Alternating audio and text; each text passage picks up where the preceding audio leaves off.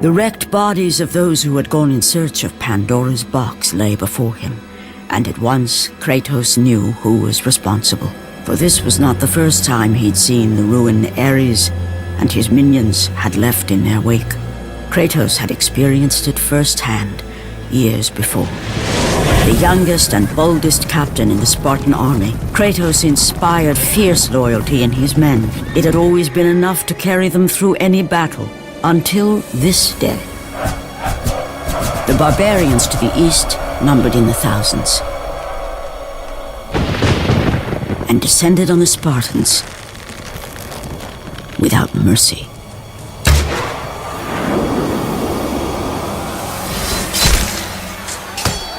The battle lasted near hours.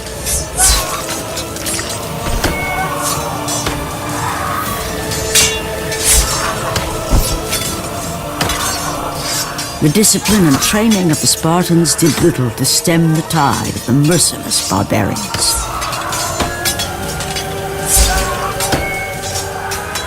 The soldiers faced a massacre, while their young captain faced the end of his brilliant career and his life. But to Kratos, victory was worth any price, even his soul.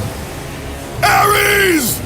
Destroy my enemies, and my life is yours!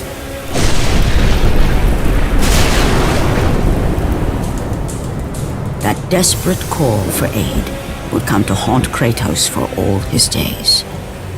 By the gods, what have I become?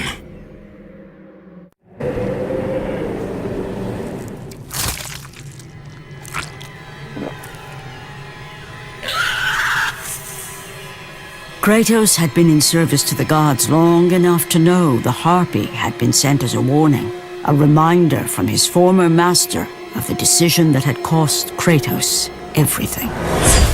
Had it been that long since he'd almost met his end at the hands of the barbarians? That long since he'd traded everything to save himself? Ares! The sky split apart, and the god of war stepped through. Descending from Olympus, he saw the makings of a god in a mere mortal. Ares would save Kratos. He would turn him into the perfect warrior, his servant on Earth. Only a simple pledge of loyalty was required. My life is yours, Ares. From this day, I shall carry forth your will. And his fate was sealed.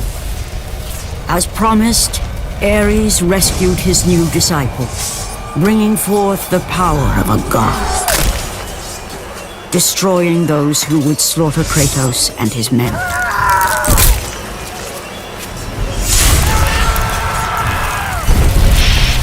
As for Kratos, no mere sword and shield would befit the newest servant of the god of war.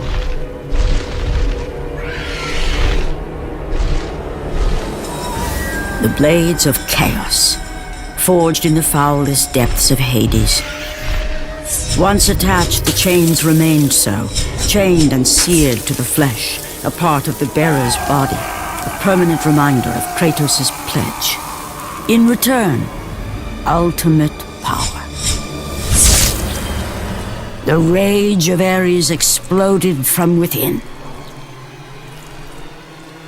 But soon, he would learn the true cost of such power.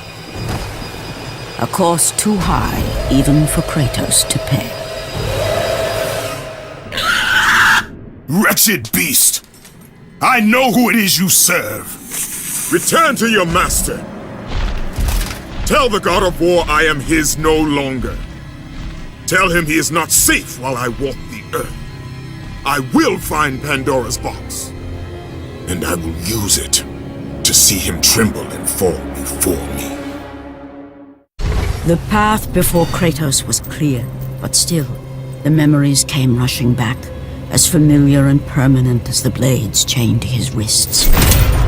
Memories of what he'd done in the name of Ares. Memories of how he'd become a servant to the god of war. A beast his humanity robbed, and replaced only with the will to murder. No one was safe. Entire armies fell before Kratos and the soldiers who followed him on his unending path of conquest, all in the name of his master. Those who offered resistance of any kind were dealt with quickly. They've built this temple to offer prayers to Athena! This entire village stands as an affront to Lord Ares! Burn this village! Burn it to the ground! Emboldened by the god of war, Kratos' army was ruthless, feared throughout the world for their brutality. All that mattered was conquest in the name of Kratos, their great leader, who had become near invincible. He feared nothing. But there was something about this temple, something forbidden. All his instincts told him he should never cross its threshold. Never step inside. Beware, Kratos. The dangers in the temple are greater than you know. But the village oracle's warning fell on deaf ears.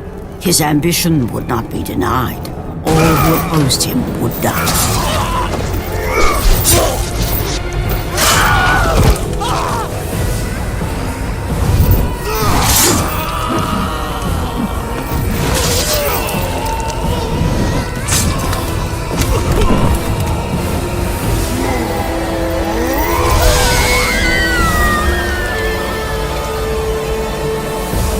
In that instant, the glory he had reveled in turned to horror.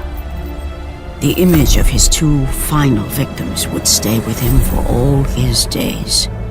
With that act, Kratos knew he could no longer serve his master. He had but one calling now, the death of Ares. He would murder the god of war. Ares, you will die for what you did that night.